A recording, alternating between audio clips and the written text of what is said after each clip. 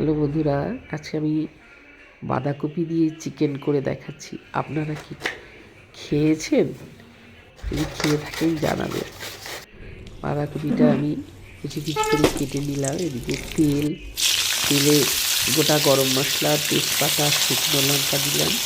তারপরে পেঁয়াজ, টমেটো, আদা, রসুন দিয়ে মাংসটা আমি দই দিয়ে ম্যারিনেট করে রেখেছিলাম 1 ঘন্টার মতো। মাংসগুলো দিয়ে হলুদ, লঙ্কার গুঁড়ো দিয়ে ধনে দিয়ে ভালো করে কষাবো। এবারে বাঁধাকপি কুচনোগুলো আমি দিয়ে দিলাম, কাঁচা লঙ্কা দিয়ে দিলাম, কড়াইশুঁটি দিয়ে দিলাম, দিয়ে এটা ভালো করে কষা।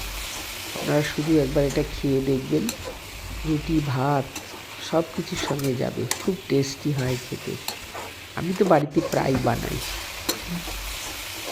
আপনাদের ভালো লাগলে কমেন্ট করে জানাবেন। ভালো করে কষাচ্ছি। এটা একদম শুকনো শুকনো হবে, এটা কোনো জল দেব না। দেখুন কত শুকনো হয়ে গেছে। মাংসটা তো আগেই ম্যারিনেট করে রেখেছিলাম। এবার একটু নুন দিলাম, দিয়ে এবার একটু আবার নেড়ে চেড়ে একটু সামান্য একটু চিনি দেবো, বেশি না। আপনারা চাইলে নাও দিতে পারেন। ঘি দিলাম, ঘি দিয়ে এবারে আবার কিছুক্ষণ কষাবো।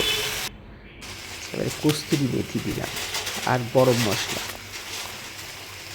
দারুণ টেস্টি হয়। হয়ে গেল চিকেন বাঁধাকপি। খুব সুন্দর গন্ধ বেরিয়েছে। আপনারা শুধু একবার খেয়ে দেখবেন, যারা খাননি।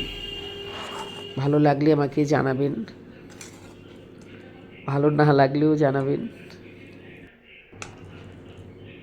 খুব সুন্দর একটা গন্ধ বেরিয়েছে। কস্তুরি মেথি, ঘি, গরম মশলা।